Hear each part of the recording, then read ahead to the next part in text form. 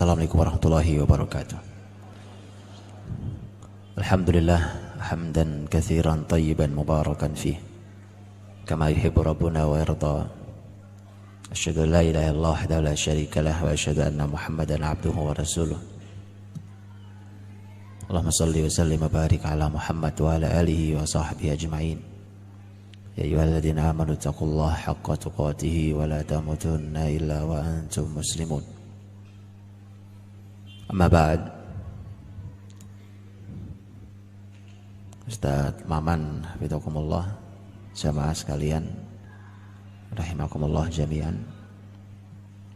Alhamdulillah di pagi hari ini kita bersama diberi Allah kesempatan untuk menuntut ilmu tentang manusia terbaik di muka bumi ini, Rasulullah Muhammad SAW, dan tentang zaman terbaik, tentang generasi terbaik, yaitu zaman dan generasi para sahabat radhiyallahu anhum ajma'in.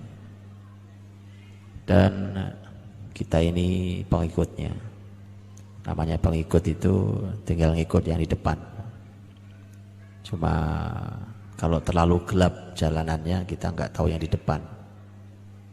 Atau kalau yang di depan terlalu cepat jalannya kita ketinggalan.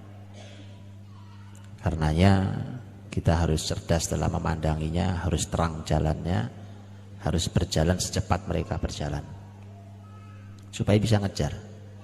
Kalau tidak, kita tidak bisa mengejar. Akhirnya kita kehilangan jalan. Sulaiman sudah menjelaskan tentang hal-hal yang dilakukan oleh Nabi dan para sahabat di Madinah sampai mendapatkan kebesaran dan kemenangannya. Saya hanya bicara tentang Fathu Makkah. Saya tidak bicara detail tentang Fathu Makkah, tapi saya ingin memotret Fathu Makkah sebagai sebuah potret yang mudah-mudahan bisa dipahami. Dimulai dari ayat yang juga tadi dibaca oleh Ustaz Maman. Beliau membaca akhir ayatnya dan saya bacakan awal ayatnya. A'udzubillahi minasyaitonirrajim. Bismillahirrahmanirrahim. Inna fatahna laka fatham mubina liyaghfira lakallahu ma taqaddama min dhanbika wa ma ta'akhkhar wa yutimma ni'matahu 'alaika wa yahdiyaka siratan mustaqima wa yansurakallahu nasran 'aziza. Huwallazi anzala as-sakinata fi qulubil mu'minin liyazdadu imanan ma'a imanihim walillahi junudus samawati wal ardi wa kana Allahu aliman hakima. Dan seterusnya dalam surat Al-Fath. Al-Fath, Bapak Ibu yang dirahmati Allah, kalau kita buka Al-Quran surat ke-48 ini nama suratnya Al-Fath. Kata fataha, fath artinya membuka. Dan itulah kenapa diterjemahkannya menjadi kemenangan. Karena dengan dibuka, menang. Dan karenanya Islam tidak suka dengan kata penguasaan. Penaklukan pun sebenarnya tidak terlalu suka Muslimin dengan bahasa itu. Tapi karena memang susah bahasa Indonesia ini, tidak cukup untuk mengcover bahasa Arab. Di dalam sejarah Islam para ulama lebih suka menggunakan bahasa fath. Makanya Fathu Makkah. Fath Makkah. Gak ada, bahasa Indonesianya susah bahasa Indonesianya. Karena fath artinya membuka. Kalau kita terjemahkan membuka Mekah, kita nggak paham. Akhirnya kita terpaksa menggunakan bahasa penaklukan Mekah. Menguasai segala macam itu, bahkan Quran sudah mengatakan tentang Rasulullah SAW. Bahwa Nabi itu bukan orang yang menguasai, bukan musaitir, bukan yang menguasai, tapi fath. Inna fatahna laka fatham mubina. Dan sebenarnya memang di sini bedanya antara Muslimin masuk sebuah negeri dengan penjajah masuk sebuah negeri. Di sini beda besarnya. Muslimin kalau masuk sebuah negeri itu fath. Fath artinya membuka. Semua yang tertutup sebelumnya, kalau ketutup tuh gelap, betul ya? Ruangan kalau ketutup, semua serba gelap. Orang susah nafas, orang susah bergerak. Gelap, tidak ada cahaya.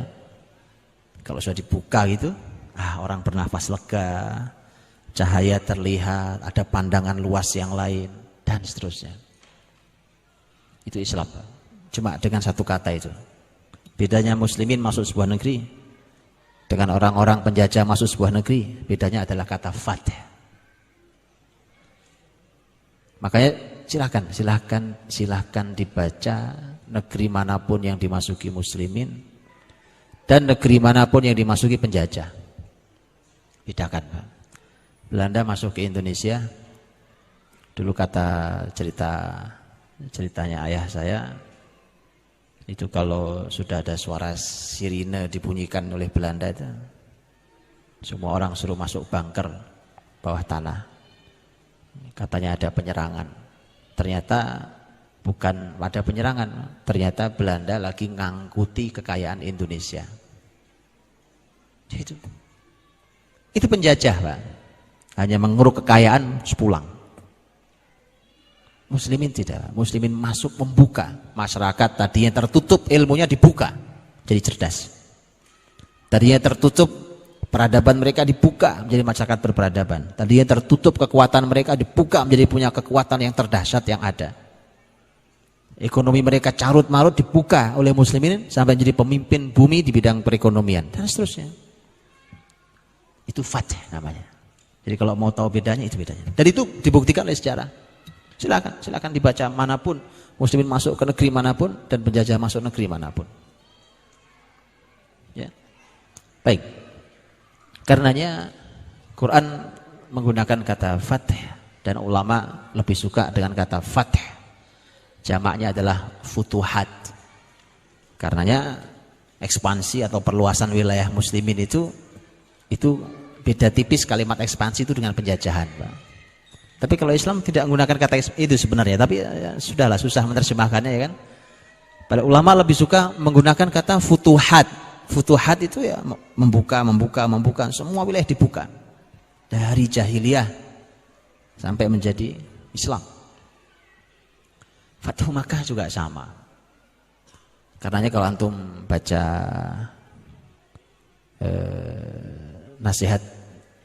nasihatnya Muhammad Al-Fatih, seingat saya, kan ada nasihat menarik di Turki Utsmani itu. Muhammad Al-Fatih pernah menasihati anaknya nanti sebagai penggantinya. Itu salah satunya itu nasihatnya. Nah, jihad itu bukan untuk menguasai. Itu nasihat dibunyikan oleh sang ayah. Kalau jihad, terlanjutkan jihad ini, tapi jihad itu bukan untuk menguasai sebuah negeri. Nah, jihad itu untuk menegakkan kalimat Allah. Beda, Pak, beda sekali. Hasilnya juga beda. Babnya bukan cuma Anda menguasai sebuah negeri, mencaplok negeri, apalagi urusannya cuma urusan rebutan minyak, ya kan? Urusan apalagi yang lain. Itulah penjajah. Muslimin tidak pernah mengeruk kekayaan sebuah negeri terus ditinggal kabur, tidak tanggung jawab, itu nggak ada, Pak. Atau boleh lihat di Kalimantan, Pak, yang sudah bolong-bolong negeri yang Masya Allah diamanahkan Allah. Kita dosa semuanya kalau kita tidak pernah mengurus negeri ini.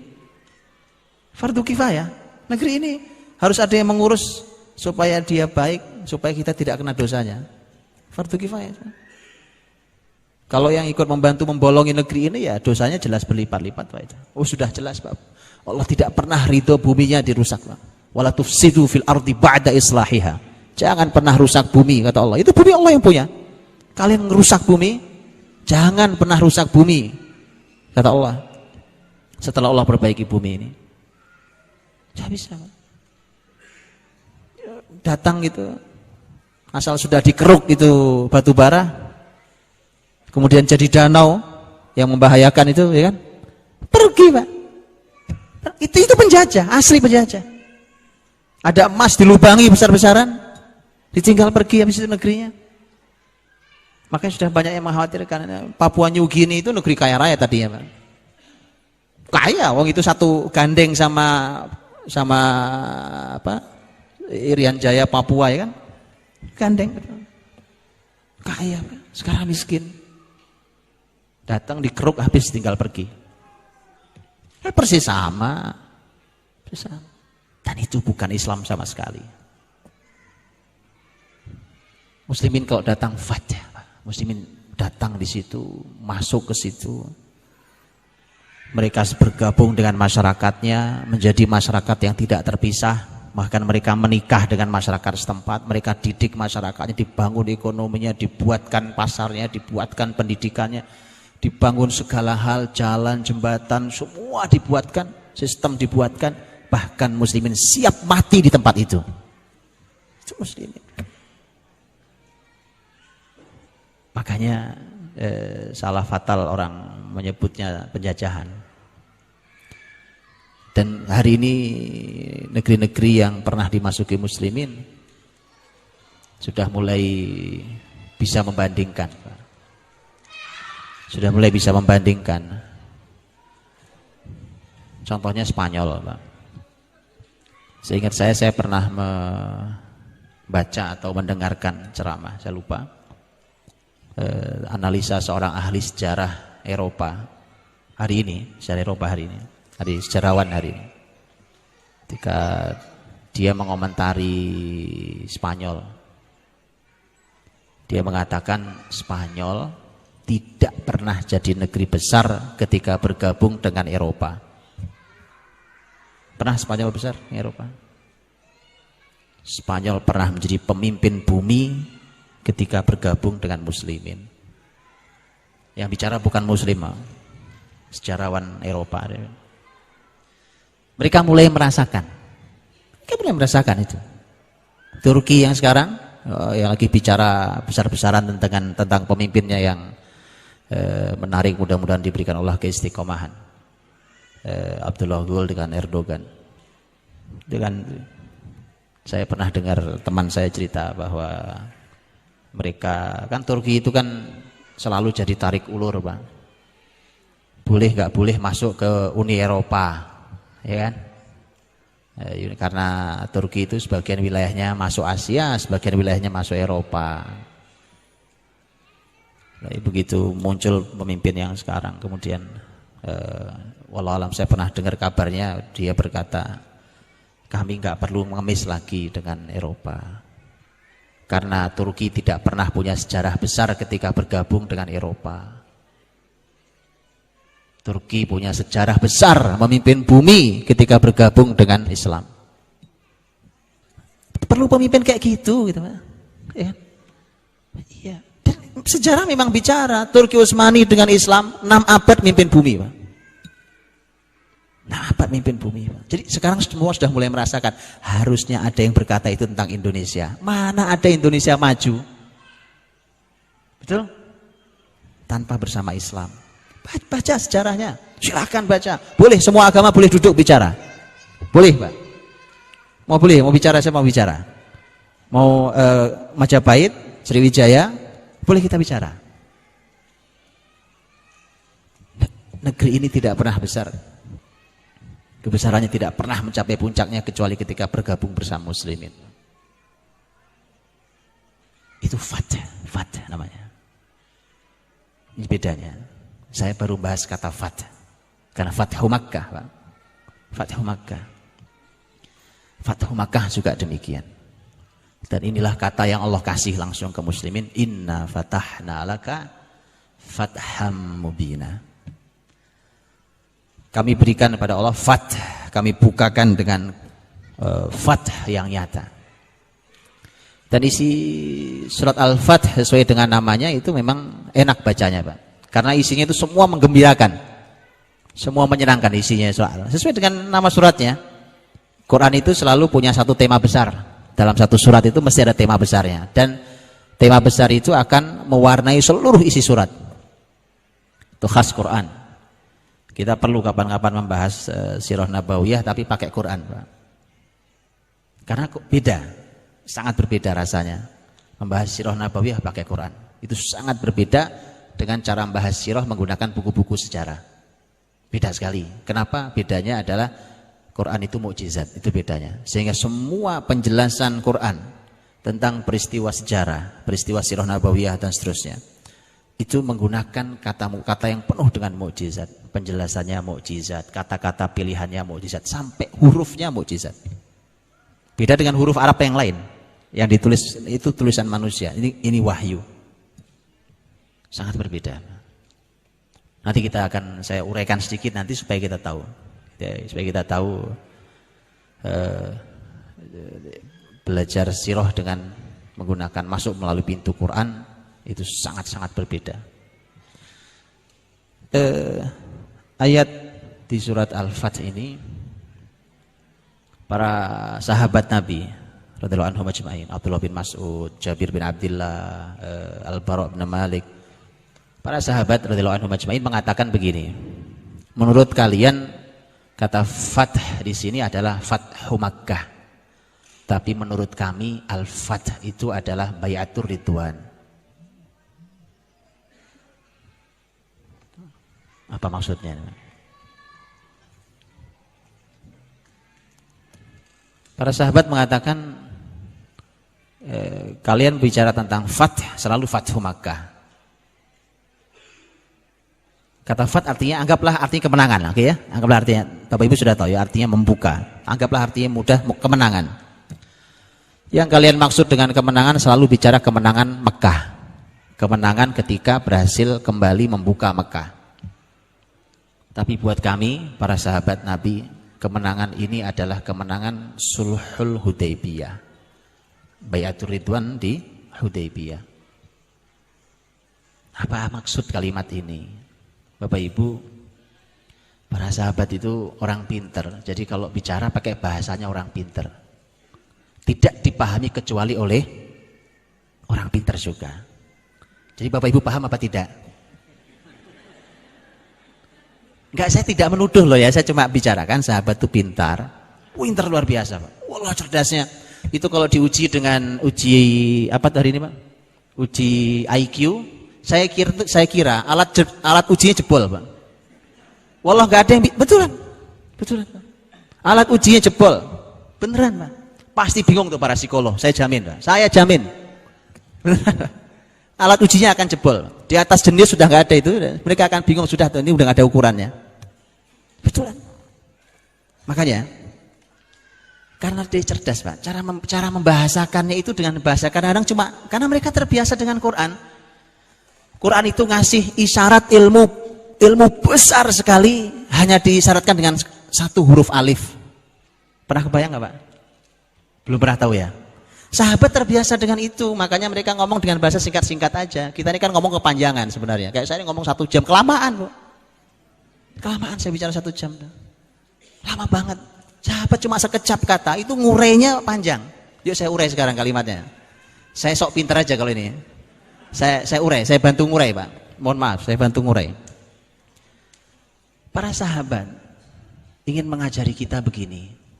Fathu Makkah itu enggak tiba-tiba. Gak tiba-tiba kemudian Rasul berangkat, ayo berangkat ke Mekah, Mekah kita beresi itu tauhid, sudah nggak beres di sana, kemusyrikan hancurkan patung-patung, ayo kembali. Tidak begitu, gak tiba-tiba. Karena sahabat buat kami, Fath itu kemenangan yang dimaksud di surat Al-Fath adalah Hudaybiyah. Padahal Hudaybiyah itu kejadiannya kurang lebih 2 tahun sebelum Fathu Makkah. Tahun 6 Hijriah. Fathu Makkah tahun 8, kurang lebih 2 tahun. 2 tahun jaraknya menurut sahabat. Jadi satu, yang kedua, sahabat ingin ngajari kita gini, Pak. Kalian kan tahunya hasil. Mekah itu kan tinggal sudah hasil itu, Pak. Kami itu dari sejak proses saja sudah tahu bahwa kita akan menang besar. Itu perlu orang pintar lagi, Pak. Apa maksudnya? Ngerti apa enggak saya ngomong? Belum ngerti juga. Gimana cara saya memahamkannya? Gini, Pak. Saya mudahkan, saya buat ilustrasi. Ustadz Maman umpamanya membuat sebuah langkah di Bandung ini. Saya kasih contoh. Buat langkah sesuatu, buat kegiatan program di Bandung. Ustadz Maman orang cerdas, Pak. Dan beliau punya tim cerdas-cerdas. Orang lain melihat langkah Ustadz Maman tuh nunggu dulu. Ustadz Maman ini ngapain sih sebenarnya? Nah, orang nggak ngerti. Ustadz Maman dan timnya sudah yakin kita menang. Orang lain ngelihat apanya yang menang? Dia belum ngapa-ngapain itu. Baru sampai situ aja. Anda lihat? Ngerti? Begitu berjalan beberapa langkah ke depan, orang baru ngeh. 2 tahun berikut orang baru tahu. Oh benar. Ternyata Ustadz Maman hebat aja. Lihat, tahu ya? Orang lain perlu bertahun-tahun untuk memahami langkah orang cerdas ini. Orang cerdas sudah tahu sejak awal. Dengan bimbingan Allah dia tahu. Menang kita. Begini dia ngajari Quran, Pak. Enggak pakai ilmu yang lain, ini ngajari Quran. Sahabat begitu Sulhul Hudaybiyah, sahabat tidak tahu kapan Mekah bisa ditaklukkan. Sulhul Hudaybiyah sahabat sudah tahu kita menang. Mekah selesai, Mekah. Itu sudah 2 tahun sebelum Mekah ditaklukkan, sahabat sudah tahu. Mengerti ya? Mulai bisa dipahami, Pak ya? Begitu. Jadi kalau antum hanya terbiasa nungguin hasil, gak cerdas antum. Orang cerdas tuh dari proses dia sudah tahu. Ini akan menang nih Pak, ini besar nih Pak. Itu orang cerdas Pak. Kalau mau cerdas sekali, belajar wahyu. Pasti cerdas banget Pak. Saya ketemu mahasiswa Pak. Apa tuh mainan yang kotrek yang supaya warnanya sama? Apa Bu? Iya yang kubus itu modelnya apa namanya? Kubik. Oh Rubik. Ya. Kotrek aja gini. Sampai sudah nggak, saking ahli udah nggak ngeliat ya. Dibenerin warnanya, diacak lagi sama dia, dibenerin lagi. Saya biarin aja, saya dengerin ini orang anak ngapain. Mahasiswa lagi bikin skripsi. Terus kayaknya lama-lama dia nggak tahan saya lihatin Pak. Terus dia bilang, Ustadz Budi bener nggak ya? Menurut penelitian katanya kalau rajin main Rubik itu jadi cerdas otaknya. Saya bilang penelitian dari mana itu Ustadz? Sekarang gini aja Ustadz, kita uji. Antum main yang terus-terusan, kita uji cerdas mana antum. Jadi kita ini mau belajar cerdas. Lihat ya. Teman-teman jadi sahabat nih, subhanallah. Jadi kenapa mereka memimpin bumi itu? Karena bimbingannya wahyu Pak. Bimbingan wahyu itu salah satu hasilnya cerdas. Cerdasnya luar biasa. Orang lain belum tahu, dia sudah tahu. Bertahun-tahun orang baru tahu, sebelum bertahun-tahun dia sudah tahu. Maka sahabat, buat kami Bayatul Ridwan itu lafaz. Padahal kalau teman-teman buka surat Al-Fath, janji di surat Al-Fath itu bukan cuma Fathu Makkah. Ada tentang Mekah kan? La tadkhulunnal masjidal harama insyaallahu aminin muhalliqina ru'usakum wa muqassirin. Kalian pasti akan masuk Mekah. Ada, tema Mekah ada. Kalian akan pasti akan masuk Masjidil Haram dengan aman. Aman. Kalian akan ada yang membotaki rambutnya, ada yang cuma memendekkan rambutnya. Ini maksudnya berarti bisa ibadah. Tahallul. Itu kan bicara Mekah. Ternyata bukan cuma Mekah. Antum lihat. Wa ukhra lam taqdiru 'alaiha qad ahatallahu biha. Wa kana Allahu 'ala kulli syai'in qadira. Dan yang Allah janjikan juga bukan cuma itu. Yang Allah janjikan juga wilayah-wilayah lain yang kalian bahkan tidak sanggup. Tapi Allah sudah menetapkan keputusannya, wilayah itu milik kalian. Jadi Allah tuh kalau ngasih kemenangan ke muslimin, Pak, itu sampai kemenangan yang tidak pernah diduga. Wilayah-wilayah lain yang kalian bahkan tidak sanggup. Tapi Allah sudah menetapkan keputusannya, wilayah itu. Sahabat sudah tahu, begitu Sulhul Hudaybiyah, kok bisa gini Pak? Supaya kita mencoba untuk belajar kecerdasannya sahabat, cara pandang mereka. Sulhul Hudaybiyah itu kan justru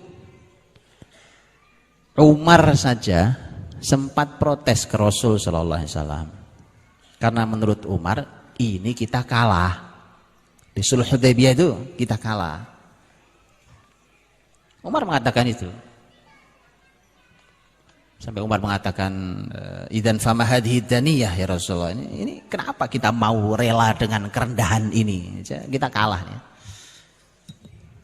Nabi jawabannya sederhana, aku ini cuma Rasulnya, aku ini cuma hambanya, dia pasti menolongku. Ya, simple bahasa. Sahabat itu kalau dapat kalimat wahyu begitu langsung mereka cerna dengan sangat baik. Oh, menang kita berarti. Kan muslimin itu kan begitu mendengar Nabi bermimpi bahwa mereka bisa masuk ke Mekah beribadah. Ya kan Quran mengatakan laqad sadaqallahu rasulahu ru'ya bil haqq. Allah membuktikan mimpi nabinya. Nabi mimpi tidur. Ketakutannya diminta perjanjian duluan. Ya minta damai itu kan bukan Nabi, orang Quraisy. Akhirnya yang diutus ketakutan, pemimpin tertinggi Abu Sufyan. Berangkat. Rasul sahabat berangkat di Hudaybiyah tadi yang Ustaz Maman sampaikan jumlahnya 1.400 orang umrah. Sampai di Hudaybiyah menjelang masuk ke Mekah, tidak terlalu jauh dari Mekah, di stop di sana. Panjang kisahnya nanti kita bahas di pembahasan sirah.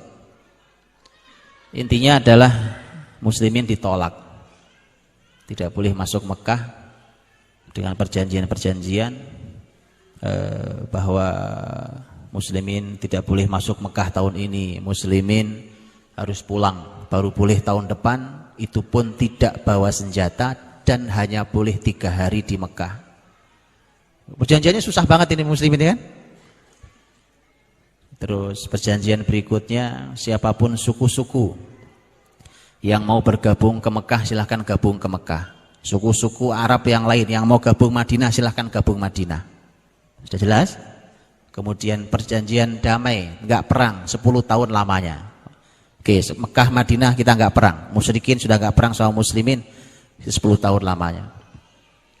Setelah itu siapapun dari orang-orang pihak Mekah yang lari ke Madinah, Muhammad wajib mengembalikan orang itu ke Mekah. Artinya kalau ada orang tiba-tiba masuk Islam gitu. Jadi mereka nih orang-orang Quraisy ini orang cerdas, Pak. Tapi orang cerdas itu kalah sama wahyu. Dia pikir dia membatasi itu cerdas banget dia pikir. Padahal ini buruk buat mereka. Makanya pinter aja nggak cukup buat antum itu. Nggak cukup, Pak. Strategi sehebat apa sih antum punya? Itu semua kalah sama wahyu. Mereka lihat membatasinya, lihat cara membatasinya. Siapapun di antara orang-orang Mekah, pihak-pihak Mekah yang lari ke Madinah harus dikembalikan. Maksudnya kalau ada yang masuk Islam, mereka akan cegah.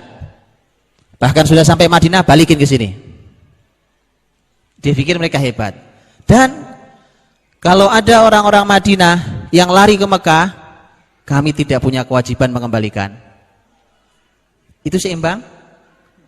Gak seimbang. Tapi muslimin biasa. Perjanjian gak seimbang mah biasa. Kata Nabi siap, tanda tangan, gak ada masalah. Karena Nabi dibimbing wahyu. Itu saya bilang, wahyu itu lebih hebat dari strategi otak mereka. Orang Quraisy cerdas-cerdas, Pak. Orang cerdas. Antum tahu hasilnya Hudaybiyah, terutama yang poin terakhir itu. Yang poin terakhir itu, lihat betapa lemahnya orang-orang pinter. Otak yang kata mereka hebat itu lemah sekali. Lihat, apa ada orang murtad? Apa ada sahabat Nabi murtad begitu balik ke Mekah? Ada?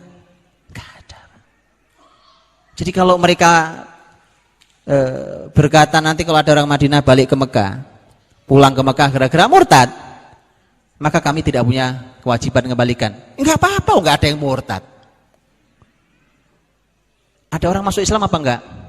Banyak. Kalau yang masuk Islam banyak. Orang yang masuk Islam tidak mau tinggal di negeri musyrik kafir kayak begitu.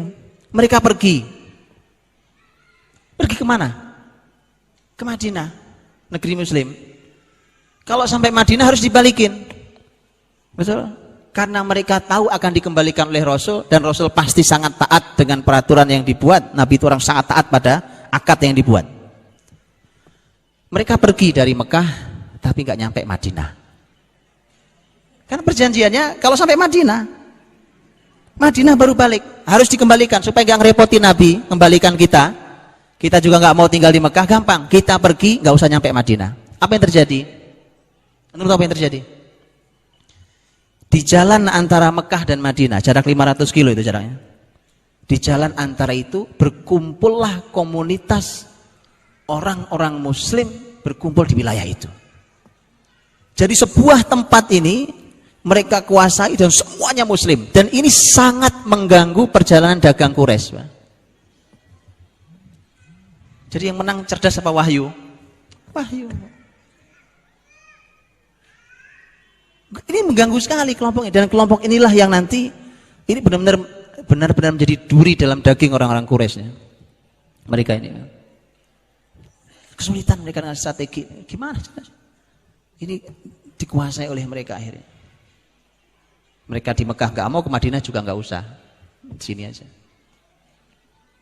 Nah, sahabat sudah ngajari kita. Kan keadaan perjanjian yang kayak tadi itu menurut sahabat itu sudah fath buat kami.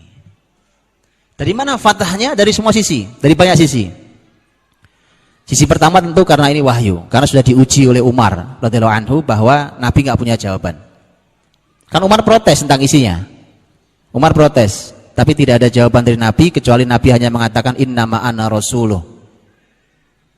Innama ana rasuluh. Innama ana abduhu wa rasuluh. Aku ini hanya hambanya, aku ini hanya rasulnya. Fahuwa nasiri, dialah yang akan menolongku. Sudah, berarti nggak ada jawabannya. Kalau nggak ada jawabannya, sahabat tahu persis ini wahyu.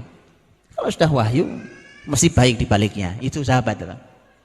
Nanya ke Abu Bakar sama jawabannya. Kata Abu Bakar, innama huwa abduhu wa rasuluh, fahuwa nasiruh. Muhammad SAW itu kan hanya rasul dan Allah itu penolongnya. Lu kok jawabannya sama padahal nggak pernah janjian. Umar tahu persis, oh ini nggak sembarang ini. Karena itulah maka itu poin satunya. Poin berikutnya ada, Pak. Yang minta, lihat, yang minta damai bukan Rasul, tapi Quraisy. Belum kebayang? Quraisy itu, Pak, Bapak Ibu, orang Quraisy itu orang yang suku yang sangat dihormati di Arab dan mereka dilihat oleh seluruh Arab. Seluruh Arab tuh ngelihat Quraisy. Apa sih yang dilakukan mereka? Dan mereka cerdas-cerdas, hebat-hebat, kalau perang nggak kalah, kira-kira gitu ya. Nah itu, sekuat itu, makanya di perang Badar, perang Uhud, itu sombongnya luar biasa. PD-nya luar biasa Quraisy. Alah cuma Muhammad aja ya kan. PD-nya luar biasa. Orang yang sehebat itu, dimuliakan sehebat itu, sehebat mereka, angkuhnya luar biasa, tiba-tiba datang ngemis-ngemis minta damai. Antum kalau musuh, kemarin si antum nggak diorangkan ya kan? Siapa sih? Cuma dia aja. Oh, angkuhnya luar biasa. Esok-esok dia datang ngemis, tolonglah ya kan suara. Antum, sahabat cerdas, Pak. Menang kita. Masalah isi perjanjiannya apa di urusan belakangan ini. Sudah menang, selesai. Dan benar. Orang-orang kafir itu kalau buat perjanjian tidak biasa mentaati. Mereka itu nggak akan pernah telaten dengan perjanjian. Sementara kalau muslimin Allah firmankan langsung di Quran, ya ayyuhalladzina amanu aufu bil uqud. Hei orang-orang beriman, kalian harus tunaikan akad itu. Itu orang beriman. Bahkan akad dengan orang kafir, kalau memang ada akadnya harus ditunaikan. Itu muslimin. Nabi tegaskan, al mu'minuna ala syurutihim. Orang beriman itu terikat dengan perjanjian dan syarat yang dibuat sama mereka. Karenanya kalau muslimin mesti taat. Rasul taat kerjasama sama orang musyrik Quraisy, oh Nabi taat. Tapi orang-orang kafir mesti nggak telaten. Pokoknya gimana caranya, gitu kan? Gimana caranya perjanjian kayak begini ini cuma buat ngakali aja. Dan kejadian, ya Allah, itu perjanjian damai itu nggak bertahan setahun, setahun bertahan cuma, paling nggak nyampe, nggak lama itu, setahunan perjanjian itu sampai ada pembunuhan, cukup serius pembunuhannya, pembunuhan terhadap masyarakat Bani Khuza'ah. Bani Khuza'ah itu masyarakat Arab yang sudah menyatakan diri saya gabungnya ke Madinah. Muslim, karena mereka Muslim, otomatis gabungnya ke Madinah. Yang bunuh masyarakat Arab lain namanya Bani Bakr. Bani Bakr itu musyrik. Bani Bakr itu gabungnya ke Mekah, ke Quraisy. Bani Bakr dibantuin sama orang Quraisy untuk membunuh masyarakat Bani Khuza'ah. Pelanggaran. Di antaranya pelanggaran poin perjanjian damai 10 tahun lamanya. Begitu pelanggaran. Nabi dapat laporan karena Amr bin Salim Al-Khuzai, salah satu masyarakat Khuzai itu pergi ke Madinah, sampai di Madinah bersyair menyampaikan di Madinah bahwa kami dibunuh bahkan dalam keadaan sedang rukuk dan sujud. Jadi kalau muslimin dibunuh di mesin dari dulu begitu, Pak. Ya. Nabi SAW mengatakan kepada Amr bin Salim, kau akan ditolong. Sudah, Nabi harus kumpulkan sahabat. Mereka sudah melanggar perjanjian. Orang Mekah, pemimpin-pemimpin Mekah tahu persis, wah bahaya. Ini kita melanggar perjanjian. Muhammad pasti akan ngirim pasukan. Padahal orang Quraisy sudah ketakutan. Bukti ketakutannya dia minta perjanjian duluan. Dia minta damai itu kan bukan Nabi, orang Quraisy. Akhirnya yang diutus gak tanggung-tanggung, pemimpin tertinggi Abu Sufyan. Abu Sufyan saat itu belum masuk Islam, radhiyallahu anhu. Pemimpin tertingginya itu yang langsung dikirim ke Madinah untuk meredam kemarahan Rasul SAW, untuk supaya Nabi memperbarui janjinya, supaya buat perjanjian baru lagi gitu ya. Sudahlah, maafkan kami. Datang, berangkat sendiri, berangkat 500 kilo dia tempuh, karena mereka tahu persis seperti buruk nih, gak bisa ini, gak pernah bisa. Abu Sufyan pemimpin tertinggi Mekah, Pak, habis dikerjain sahabat di Madinah, Pak. Habis dikerjain. Kan Abu Sufyan pede karena dia pemimpin tertinggi, tentu punya hubungan kekerabatan dengan Rasul. Kemudian kekerabatan itu dikuatkan dengan bahwa anaknya Abu Sufyan adalah istrinya Rasul. Siapa namanya? Ada di Madinah istri Rasul. Istri Rasul itu anaknya Abu Sufyan langsung. Siapa namanya? PR. Ngaji nggak ada PR-nya nggak enak. Buka, cari anaknya Abu Sufyan. Makanya Abu Sufyan datang ke putrinya. Dia tahu kalau ke putrinya kan diterima. Masa datang ke putri saya ditolak, kan nggak mungkin. Sementara putrinya itu istri Nabi. Ini teman-teman bahayanya. Suami sih nggak jebol lewat istrinya. Tapi Abu Sufyan lupa, istri Rasul itu wanita istimewa semuanya. Makanya ibu-ibu saya minta pesan, ibu, tolong dilihat betul Anda sedang mendampingi siapa. Beneran ini. Jangan sampai kokoh di suaminya, jebol di istrinya. Abu Sufyan orang cerdas, pemimpin besar, pedagang hebat, hubungannya internasional loh, dengan Kisra, dengan tadi Kisra Persia, dengan Kaisar Romawi, link dia besar. Dengan Habasha, besar link dia itu.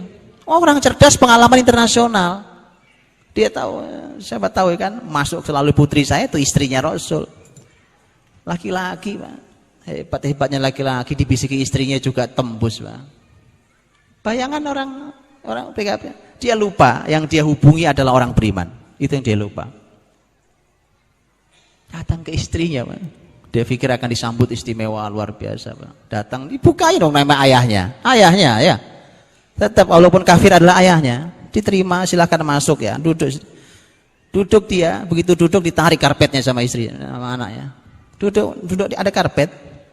Tempat duduk, ditarik, digulung karpetnya. Bapaknya tersinggung, enggak tersinggung gimana bapaknya? Kamu lakukan ini pada ayah.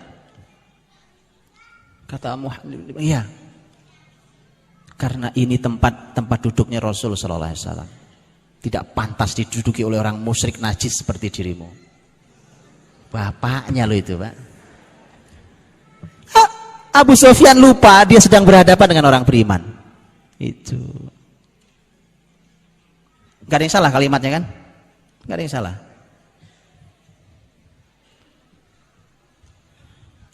Makanya gak tembus lewat anaknya. Besok dia keluar nemui Abu Bakar. Nemui Rasul. Langsung nemui Rasul. Ngomong ke Nabi, Nabi udah cuekin gak? Nabi jawab enggak, Nabi tinggal. Dia nemui Abu Bakar.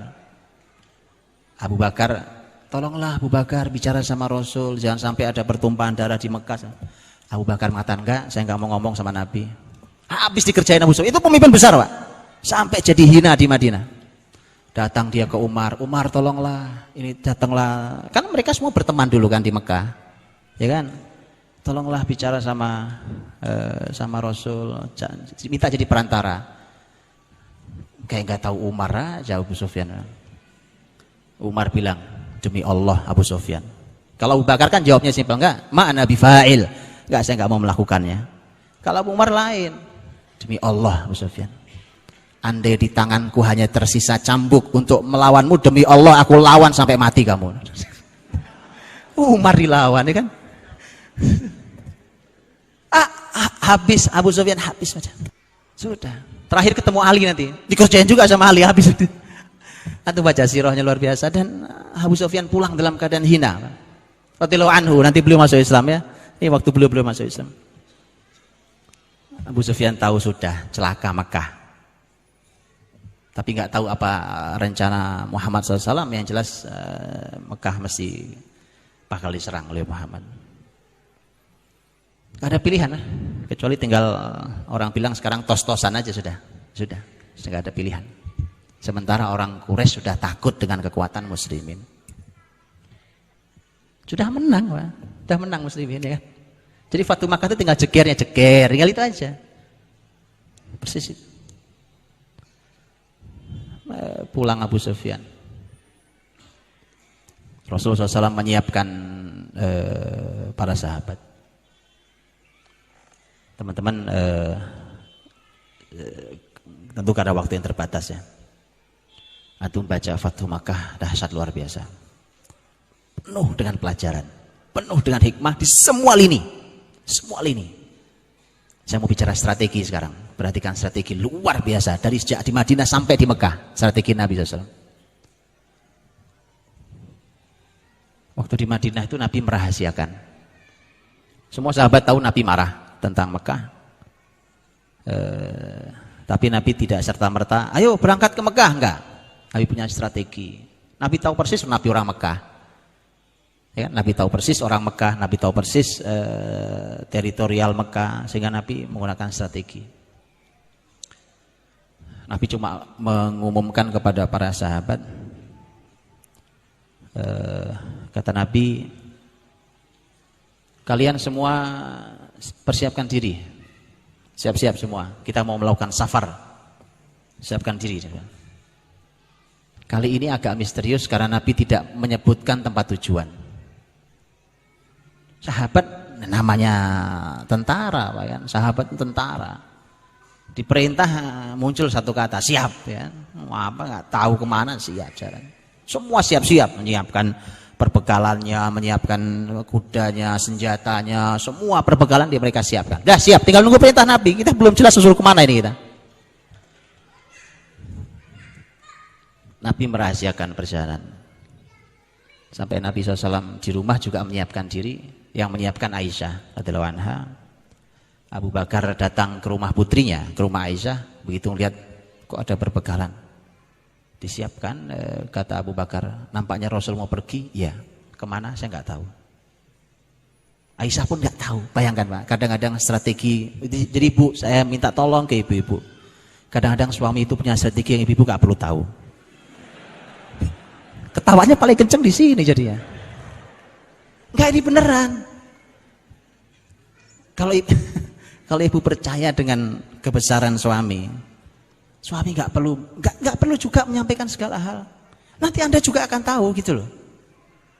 Aisyah nggak tahu Nabi mau kemana. Tugas saya cuma menyiapkan Nabi mau pergi, sudah cukup.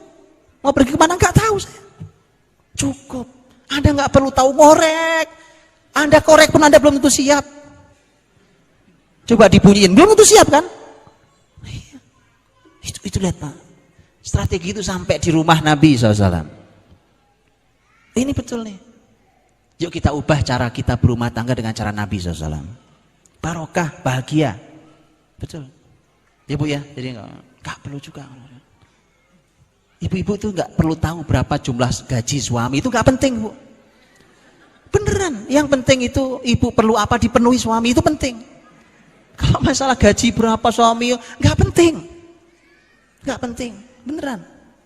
Saya harus tahu, udah nggak penting. Saya bilang nggak penting, nggak bilangin, nggak penting. Ini ada ayatnya, masalahnya. Nggak sembarang saya bicara, ada ayatnya, kan? Pelajari sendiri nanti tafsirnya An-Nisa 34. Baik, jadi akhirnya ada rumor berkembang di kalangan sahabat. Sahabat itu pada bisik-bisik, Rasul mau kemana ini ya sebenarnya. Tapi karena peristiwa baru kejadian bahwa Nabi marah tentang Mekah, sahabat semua arahnya ke Mekah. Kayaknya mau ke Mekah ini Nabi ini. Tapi semua dugaan, tebak-tebakan. Nabi orang cerdas, Nabi tidak mau bocor beritanya. Maka Nabi mengumpulkan beberapa sahabat. Kumpul sini, ditunjuk di hadapan semua sahabat. Saya ditunjuklah pemimpinnya. Kata Nabi, kalian saya berangkatkan ke wilayah Udum. Udum itu dari Madinah ke arah timur. Dari Madinah ke arah timur. Kalau Mekah dari Madinah ke arah selatan. Oh ya? Ke Udum lo nggak ngapa-ngapain Pak.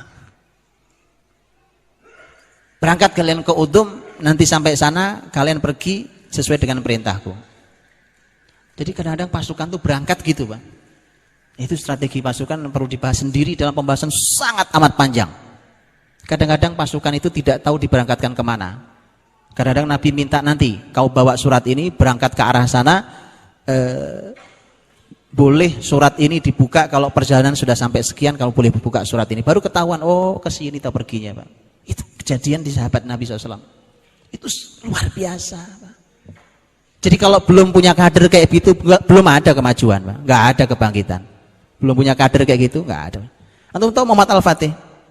Sama. Kenapa dia istimewa? Sama. Pasukannya kayak begitu modelnya. Kan terwaktu beliau meninggal beliau sakit itu kan dalam perjalanan bawa pasukan, itu pasukannya tidak ada satupun jenderalnya yang tahu kemana Muhammad Al-Fatih ini mau bergerak, ini mau kemana sebenarnya orang ini. Tapi namanya mereka tahu pemimpinnya orang yang bisa dipercaya, orang yang luar biasa, orang soleh, orang berilmu, mereka ikut. Berangkat saya, berangkat. Pemimpinnya kayak Muhammad Al-Fatih masalahnya. Muhammad Al-Fatih sampai bilang, jangankan kalian, kalau ada satu lembar jenggotku yang tahu kemana aku pergi, aku cabut, aku buang. Itu aja. Itu Rasul lakukan. Di beberapa strategi Nabi lakukan. Ini kenapa orang belajar sirah juga perlu orang cerdas tadi Pak ya kan? Antum menganalisa sisi ini saja berapa lama antum mau menganalisanya sampai keluar konsep tentang strategi militer, ya kan? Ke wilayah Udum itu ternyata menurut para ulama salah satu strategi Nabi untuk memecah rumor.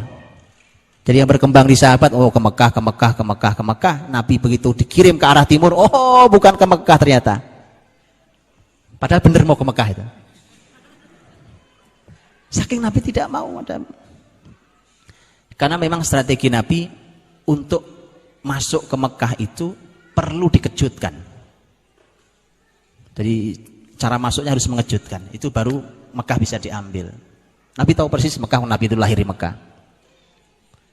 Ya sudah, singkat kata, begitu hari H berangkat, kumpul semua 10.000 orang pasukan. Nabi mengatakan kita berangkat ke Mekah menjelang keberangkatan itu. Dan ada kisah sahabat mulia Hatib bin Abi Balta'ah radhiyallahu anhu yang membocorkan surat segala macam, antum baca di Sirah Nabawiyah. Oke. Saya cuma bicara tentang strategi. Begitu berangkat, Nabi berangkat, ya Allah, antum baca penuh strategi, Pak. Penuh strategi. Itu kan Ramadan. Itu Ramadan. Nabi berangkat hari Rabu tanggal 10 Ramadan. Nabi berangkat. Berangkat. Sampai Nabi di tempat namanya Qudait. Qudait dengan kaf. Karena ada Qudait dengan qaf. Ada dua tempat berbeda. Sampai di Qudait dengan kaf. Qudait yang dengan kaf itu ada di tengah di antara Isfan dan Qudait dengan qaf. Nah, susah Pak. Di sana nggak ada, itu nggak ada. Harus ditunjukkan petanya memang. Oke, sampai di situ Nabi itu puasa, ya namanya Ramadan, puasa. Nanti begitu sampai di wilayah itu Nabi Shallallahu Alaihi Wasallam mengumumkan bahwa harus buka puasa, batalin puasanya, batalin puasa. Para ulama mengatakan karena ini juga persiapan kalau masuk ke Mekah itu tidak mulus, harus dengan bentrok fisik, itu perlu kekuatan fisik.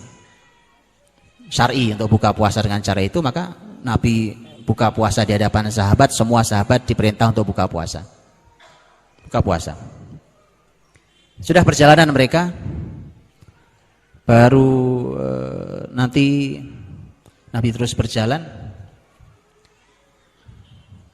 Ketika Nabi SAW sampai di sebuah tempat, Nabi mulai memberhentikan pasukan. Ini sudah mulai dekat dengan Mekah. Nabi berhentikan pasukan, Nabi buat strategi. Lihat strateginya. Lihat strateginya. Nabi letakkan di bagian sayap kanan itu Khalid bin Walid, panglimanya. Sudah masuk Islam Khalid ya. Baru masuk Islam. Sebelah kiri, sayap kiri ada sahabat mulia, panglima hebat Zubair bin Awam radhiyallahu anhu. Bagian infanteri, pejalan kaki dan orang yang tidak bawa senjata itu dipimpin oleh sahabat mulia Amin hadhil ummah Abu Ubaidah bin Jarrah. Khusus orang-orang Ansor, orang-orang Madinah diserahkan kepada Sa'ad bin Ubadah. Sa'ad bin Ubadah. Ya, strategi ini 10.000 Pak. Jadi nggak ada tuh orang berangkat rame-rame, yuk, nggak ada rame-rame. Jelas siapa pemimpinnya, bagaimana pembagian tugasnya, gitu. Apa fungsi pembagian ini? Ini strategi luar biasa. Karena Nabi akan mencoba untuk menganalisa Mekah ini akan melawan nggak? Karena melawan kita sudah siap. Kalaupun tidak melawan, alhamdulillah ya, itu yang diharapkan. Mekah itu dikepung oleh Nabi dari semua penjuru. Nabi bawa sendiri pasukannya, Nabi langsung bergerak ke arah saya sebut aja namanya, tapi antum kalau pengen tahu nanti pergi sama saya ya ke Mekah ya, insya Allah ya. Begitu sampai di wilayah ya, nanti antum di Mekah antum lihat ada kuda, ada hijun. Nabi bergerak terus sampai ke sana. Perjanjian pertemuannya nanti di sofa. Nabi SAW memerintahkan kepada Khalid bergerak masuk ke Mekah melalui bawah. Nah, istilah bawah itu kalau ini Mekah, anggaplah ini Mekah itu. Kalau Nabi dari arah sini masuknya, ya, anggaplah nanti sini sofa Marwah, masuk dari sini. Khalid akan berputar ke bawah itu ke sini. Khalid paling jauh putarannya, Pak. Jadi Khalid itu tugas putaranya paling jauh. Putar sini dia. Baru masuknya harus masuk ke sofa. Titik temunya adalah sofa. Strategi canggih Nabi. Jadi melewati itu, masuk sofa. Sofa di sini. Nabi minta pada Zubair, kamu berangkat tunggu saya di wilayah Hijun dan jangan bergerak dari tempat itu sampai saya datang. Itu yang hari ini di Mekah ada masjid namanya Masjid Al-Fatih. Itu masjid tempat Zubair nunggu dulu diantaranya. Zubair bergerak memasuk, dia tunggu di sebuah tempat itu sampai Nabi datang. Abu Ubaidah berjalan, bergerak melalui lembah. Sa'ad bin Ubadah yang sudah digantikan oleh anaknya, nanti kisah penggantiannya ada, yang sudah digantikan oleh anaknya yaitu Qais bin Sa'ad bin Ubadah. Dia masuk melalui pintu yang berbeda, nanti juga akan langsung bertemu Nabi SAW di sebuah titik. Mekah semua pintu sudah dikepung oleh Nabi, pergerakan itu Pak. Tidak ada perlawanan kecuali pintunya Khalid. Kecuali pintunya Khalid. Antum kalau membaca sirah, kalau nggak tahu latar belakang memang nggak jadi seru Pak. Begini nggak jadi seru. Sejarah cuma mengatakan begini, Khalid begitu bergerak, nanti yang akan dihadapi adalah sekumpulan anak-anak muda Quraisy yang dipimpin oleh Ikrimah putranya Abu Jahal. Sudah perang brek, sempat lempar-lemparan panah segala macam, mereka mati 12 orang, kemudian bubar lari mereka. Kalau cuma begitu nggak seru memang Pak. Kalau antum tahu latarnya, siapa Khalid, siapa Ikrimah, antum akan lihat Ikrimah Khalid itu Pak. Itu mereka dulu sangat akrab, tokoh muda Quraisy dua-duanya. Khalid itu anaknya Al-Walid bin Mughirah, orang paling senior, paling hebat, paling kaya di Mekah. Ikrimah anaknya Abu Jahal, dan mereka ini satu keluarga besar karena mereka sama-sama Bani Makhzum. Bapaknya Khalid adalah pamannya bapaknya Ikrimah. Ngerti? Bingung toh? Makanya belajar nasab, sirah begitu. Al-Walid itu bapaknya Khalid, Al-Walid itu pamannya Abu Jahal. Itu gampang. Jadi mereka bersaudara. Dan mereka satu geng dulu, beneran. Itu kalau sudah Khalid Ikrimah, wah itu sudah, itu geng anak muda tertinggi kalau di level Mekah. Tapi yang memisahkan hari itu adalah iman mereka. Khalid sudah menjadi orang beriman dan Ikrimah masih musyrik. Nanti Ikrimah masuk Islam juga. Ya, masuk. Semua aman, semua pintu aman kecuali dia. Tapi Nabi juga punya strategi menarik. Pemimpin tertinggi saat itu kan Abu Sufyan bin Harb. Abu Sufyan ketika malam itu dia dia ngecek Mekah dan sekitarnya. Kemudian ternyata Abu Sufyan ketemu Abbas, paman Nabi dan Muslim radhiyallahu anhu. Begitu ketemu Abbas, dipegang sama Abbas, mereka sama-sama Quraisy, berteman ya. Akhirnya diajak ke Rasul. Itu diajak ke Rasul. Abbas yang mandu. Ini hebatnya juga para sahabat, Pak. Para sahabat itu juga memandu Rasul dengan beberapa masukan. Abu Sufyan dibawa oleh Abbas ke Rasul. Kemudian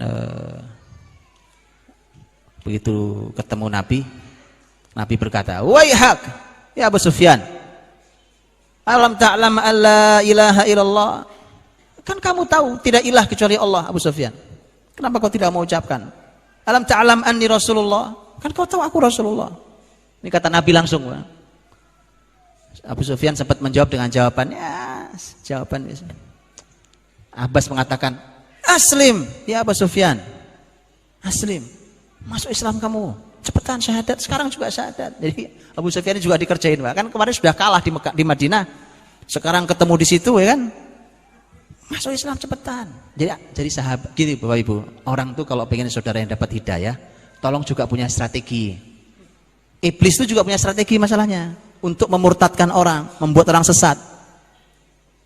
Abbas bawa langsung masuk Islam sekarang juga. Kamu lawan sekalipun nggak kuat, kamu lawan Muhammad sekarang, kamu lihat pasukan nggak bakal kuat kamu.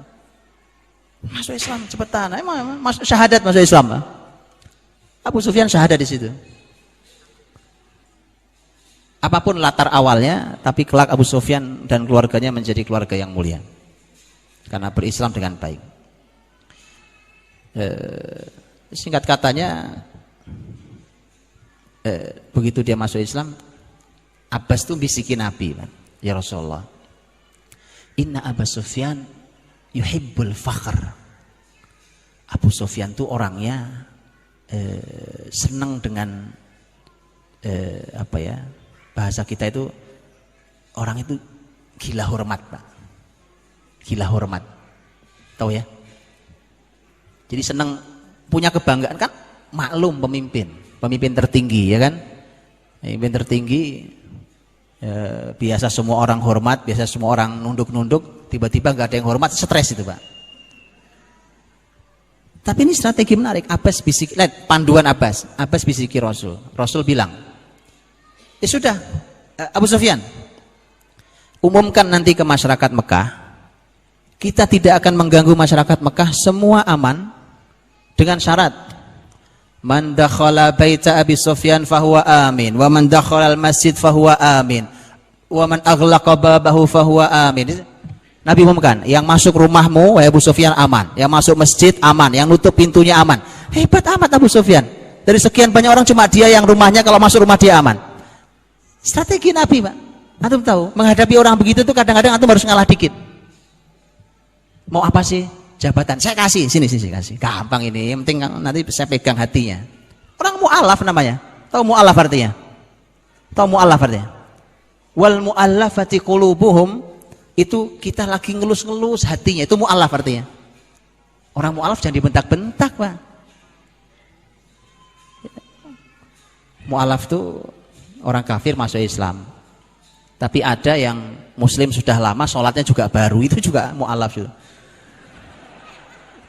Ngaji juga baru, nah jangan dibentak-bentak ngajinya, ya jangan dibentak-bentak. Itu mu'alaf, itu dilus-lus hatinya, itu mu'alaf. Apa sih maunya? Oh, dia cuma bisa ngerti tentang jabatan. Ini jabatan terus. Saya kasih jabatan yang membanggakan adalah sebut nama rumah Abu Sufyan, udah cukup. Itu juga gak ganggu apa-apa, ya kan? Setelah strategi Rasul gak ganggu apa-apa sama sekali. Intinya pasukan bergerak, Abu Sufyan nanti, tapi sebelum Abu Sufyan diizinkan untuk pulang, pagi itu Nabi menggerakkan pasukan. Lihat, Nabi punya strategi lagi. Kata Nabi, tahan Abu Sufyan di lembah itu. Akhi, hidup itu penuh strategi, nggak ngasal, nggak sporadis. Tidak, ayo bikin gerakan 1 juta orang cinta ini, ayo bikin gerakan, itu sporadis namanya. Rasul penuh strategi, lihat strateginya. Tahan Abu Sufyan di situ, di lembah itu. Tahu tujuannya apa? Tujuannya Nabi cuma ingin menjatuhkan Abu Sufyan sampai pada level yang sudah tidak mungkin bangkit lagi. Moralnya Abu Sufyan jatuh semangatnya.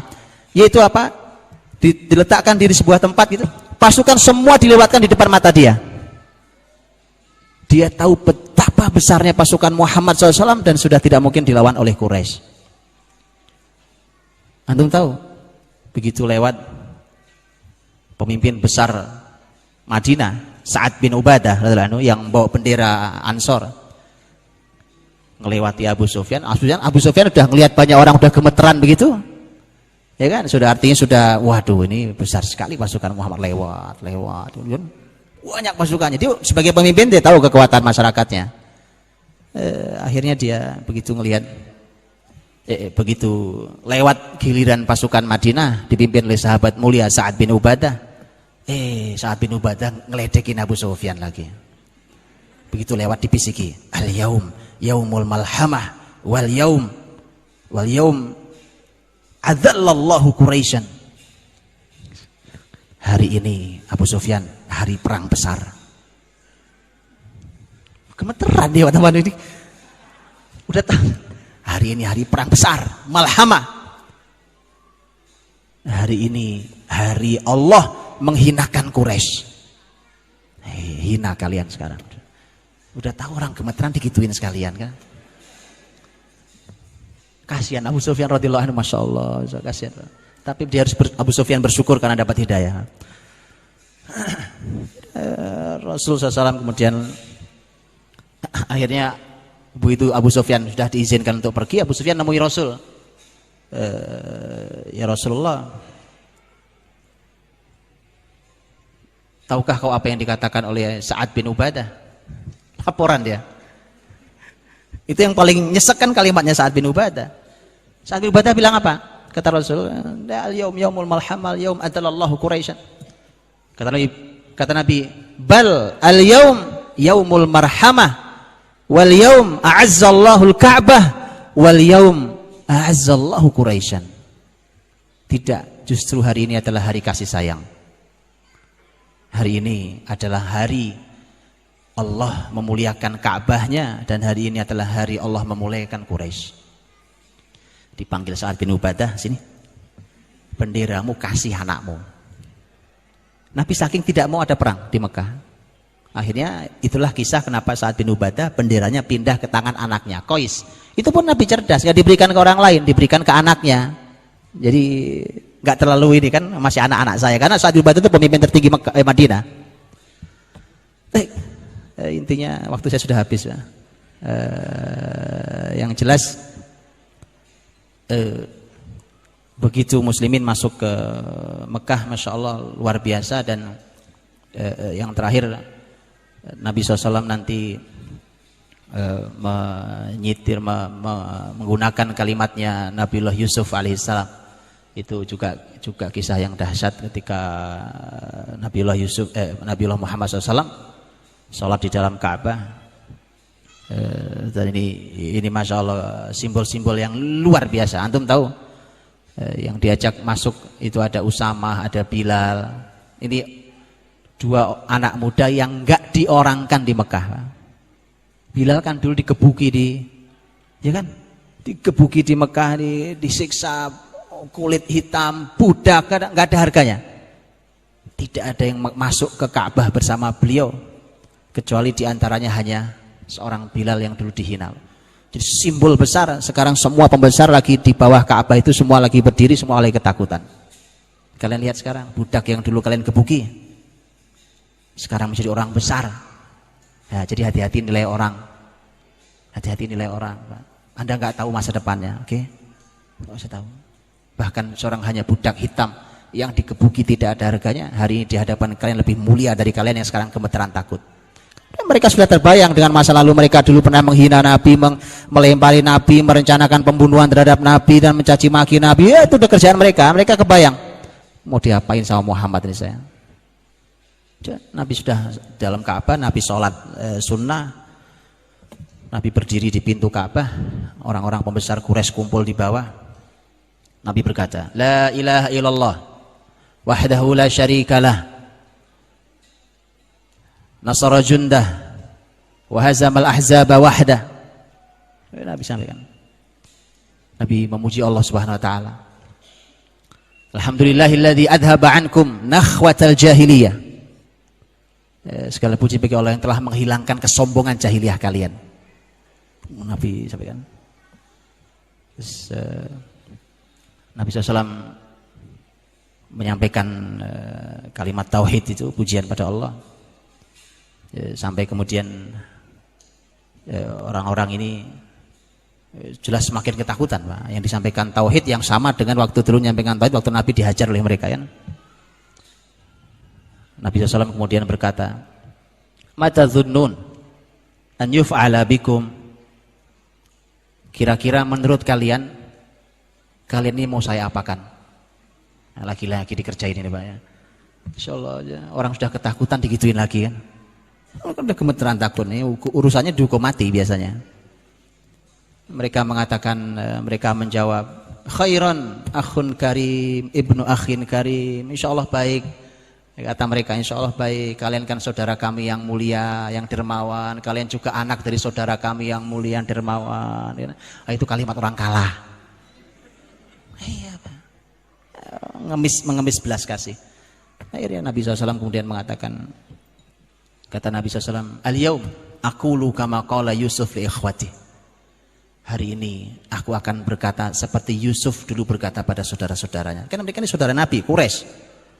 Aku ingin berkata seperti Nabi Yusuf. Ketika Nabi Yusuf berkata dalam surat Yusuf, la tathriba alaikumul yaum yaghfirullahu lakum wa huwa arhamur rahimin. Kalian sudah tidak punya kesalahan lagi pada saya. Semoga Allah mengampuni kalian. Allah adalah zat yang paling rahmat dari semua yang punya rahmat. Insyaallah itu oleh para ulama disebut sebagai al-afwu indal maqdirah. Ini pemaafan yang paling tinggi, yaitu mampu memaafkan saat mampu membalas. Itu jiwa yang paling lapang, Bang. Mampu memaafkan saat mampu membalas. Nabi 19 hari di Mekah, sampai orang-orang Madinah itu, orang-orang Ansor sampai khawatir, kayaknya Nabi nggak balik ke Madinah lagi.